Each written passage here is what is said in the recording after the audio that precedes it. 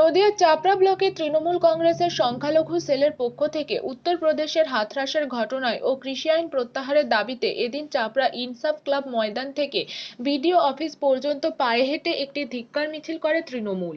এই ধিক্কার মিছিলে পা মেলায় নদিয়া জেলার সংখ্যালঘু সেলের সভাপতি জুলফিকার আলী খান, সংখ্যালঘু সেলের চেয়ারম্যান অনুপম বিশ্বাস, চাপড়ার বিধায়ক রুকবানুর রহমান, চাপড়া ব্লকের সংখ্যালঘু সেলের সভাপতি রাজীব শেখ, চাপড়া তৃণমূল কংগ্রেসের কার্যকরী সভাপতি সুখদেব ব্রহ্ম ও অন্যান্য তৃণমূল কংগ্রেসের নেতা-নেত্রীরা।